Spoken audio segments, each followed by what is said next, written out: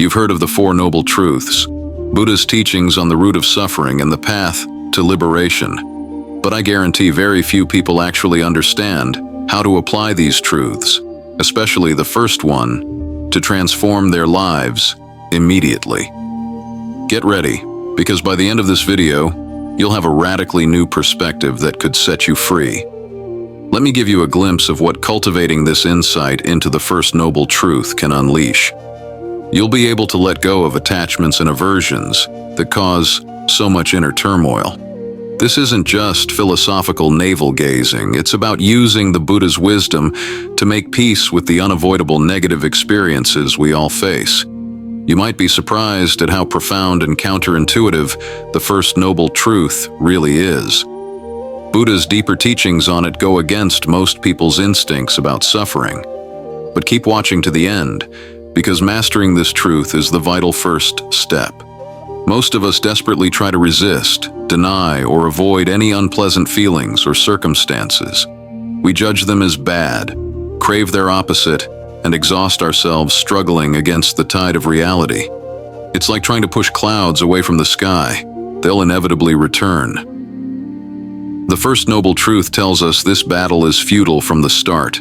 Suffering, unsatisfactoriness, and stress are inescapable facts of the human experience.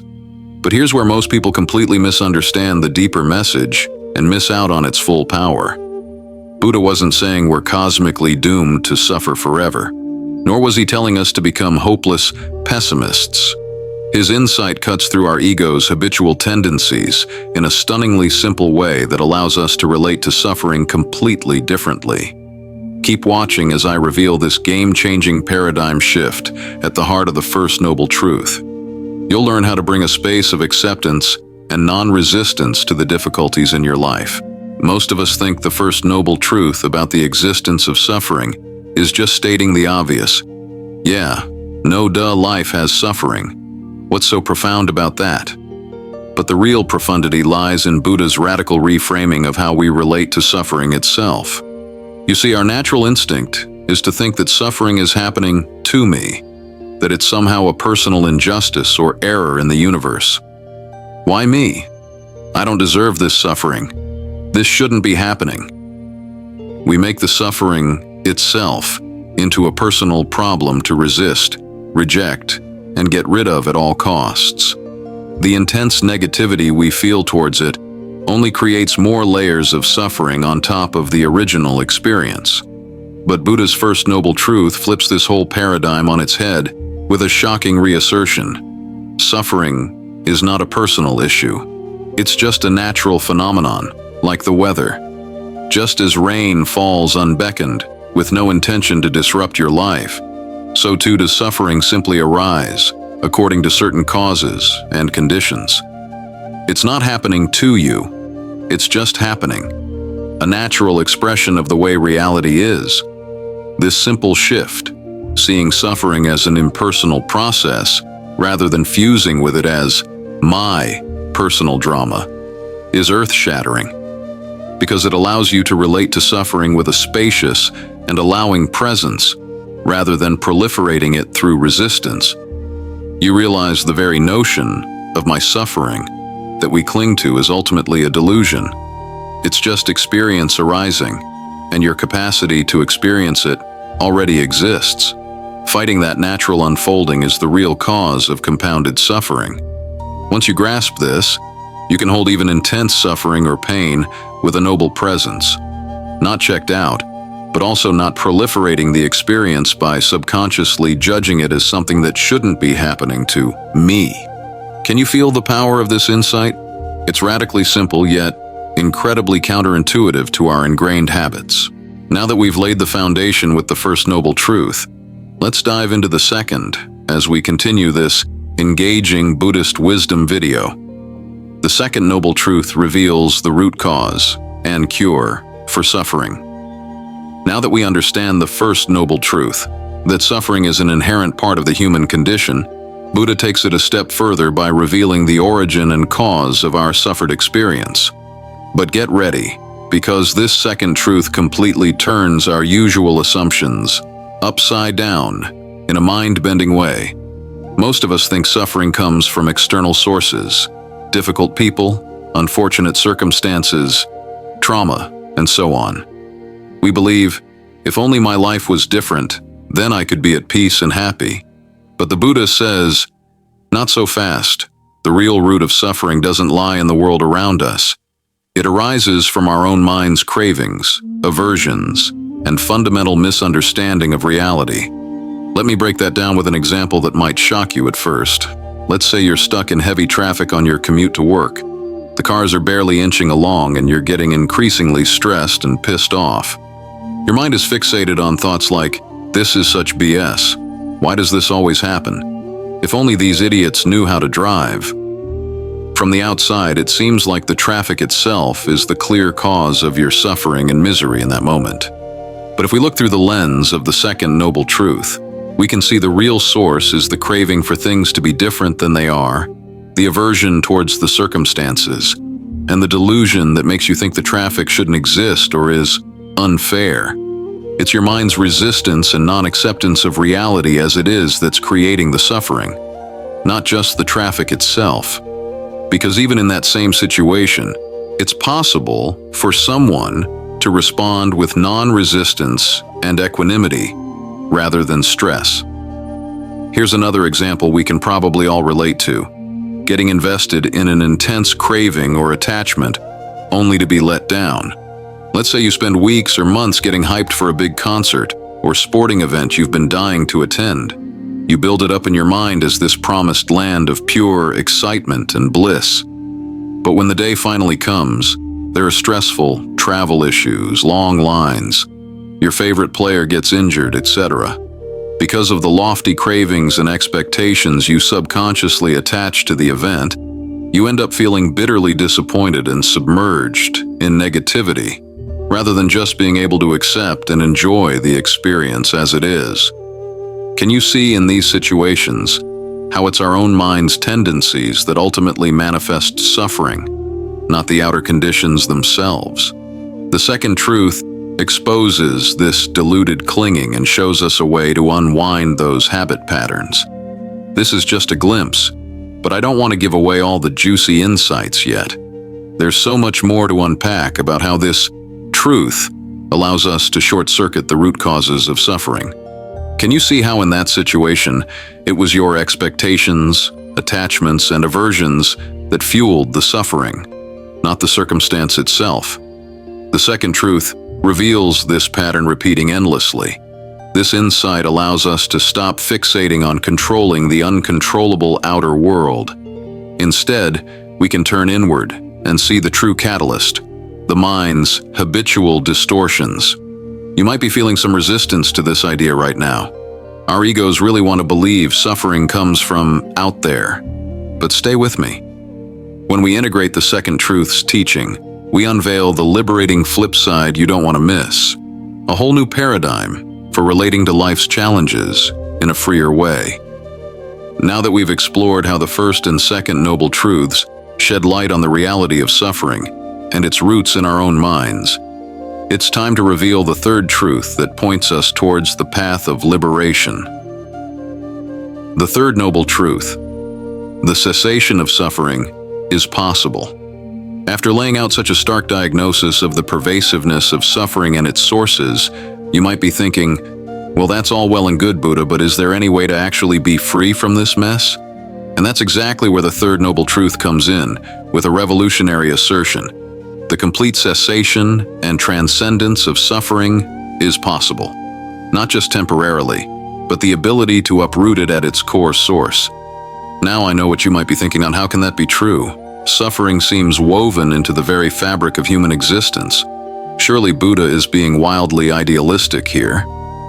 But what if I told you the third truth isn't about running from reality or blissing out in some disconnected spiritual bypass state? Quite the opposite. You see, when Buddha talks about the cessation of suffering, he's not referring to never experiencing any negative circumstances or feelings arise again. That would be completely unrealistic and avoidant. Instead, cessation means gaining the profound wisdom and unshakable presence to relate to all experiences, positive, negative, and neutral, with a spacious, unbinded freedom rather than the habits of craving and aversion. It's about loosening the death grip of the delusions that cause us to suffer over the simple facts of life itself, to be at ease with how things actually are. Let me give you a potent example of someone who embodies this truth. During the brutal culmination of World War II, a young Tibetan Buddhist monk named Palden Gyatso was captured and imprisoned by the Chinese military. For over 30 years, Palden endured decades of torture, starvation, forced labor, and unimaginable abuse in the Chinese prison camps. His body was left severely disfigured, with all the bones in one arm broken, deep scars from burning steel being rubbed on his legs, and most of his teeth missing from being beaten relentlessly. Simply surviving for that long under such hellish conditions seems miraculous. And yet, despite suffering atrocities that would break the minds and spirits of most, Palden somehow managed to not only survive, but to emerge with a heart radiant with compassion, wisdom, and freedom from hatred. When finally released in the 1990s after giving up all hope of living, he had this to say: "I suffered a lot, but I do not have any hatred for my torturers. I practiced taking and giving. I took all their punishment and hatred onto myself and gave them patience, tolerance, and compassion." In interactions, Palden showed no bitterness, resentment, or afflicted state of being despite his harrowing experience. His presence was one of lightness, openness, and even joyfulness. Not because he was blissed out or in denial, but because he had realized the truth that suffering is unavoidable in life. By not resisting or fighting against that reality, he was free. This is the incredible potential of the third noble truth: to be able to let go at the deepest level and encounter all experiences, no matter how intense, with open awareness and non-clinging rather than entrenched patterns of suffering. It's difficult to even fathom such realization, but this is precisely what the Buddha himself awakened to and taught as the potential for all beings to realize. Can you sense the power and possibility in this truth? It doesn't mean becoming a blissed-out spiritual robot. It means being able to fully experience and navigate this wildly human life, but without being enslaved by your mind's habitual tendencies to crave, resist, and distort reality. The fourth truth is what lays out the full map, but we'll get to that after this. You think you've understood what Buddha taught about the cessation of suffering, but there's a shocking misconception about nirvana and enlightenment that I guarantee you've never considered before. It's a radical paradigm shift. Now that we've explored the transformative insights of the first, second, and third noble truths, it's time to reveal the fourth truth that provides the clear map for walking the path to liberation. The fourth noble truth, the path to the cessation of suffering. In the previous truths, Buddha diagnosed the reality of suffering, exposed its roots in our own deluded minds, and made the radical claim that complete freedom is possible. But now, we get to the nuts and bolts. The fourth noble truth lays out the practical steps for actualizing this awakening. This isn't just some vague, lofty idea about finding enlightenment. The fourth truth provides a clearly defined training path to uproot the causes of suffering we've been exploring. It's often summarized as the eightfold path of 1. Right view, 2. Right intention, 3. Right speech, 4. Right action, 5. Right livelihood, 6. Right effort, 7. Right mindfulness, 8. Right concentration. But let's go beyond the basic theory and unpack what this path is really pointing toward in the context of the previous three truths. Right speech. In our era of digital chatter, this path factor is about bringing mindfulness to how we communicate.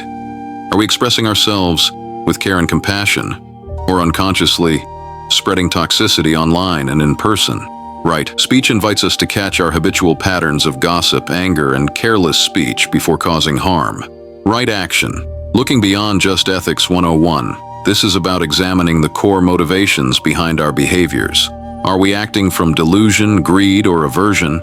Or are we conducting ourselves with wisdom and care for the consequences, even in our consumer choices that impact humans, animals, and the environment? Right livelihood. Does how we earn a living create more suffering and harm?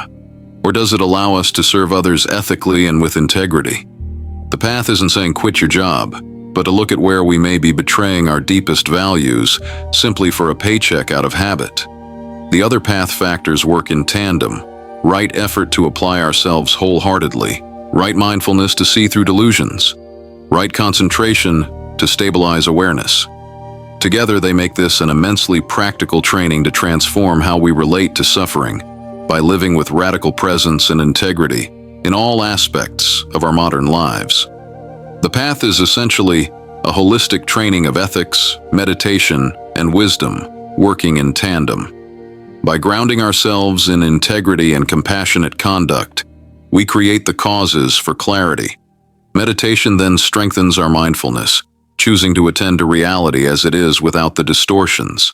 And that opens the door for deep wisdom and insight to blossom about the nature of suffering, the roots of craving and aversion, and the liberating truth of selflessness and impermanence that the Buddha awakened to. This isn't just an intellectual understanding, but a profound letting go that becomes integrated into every aspect of our lives and relations.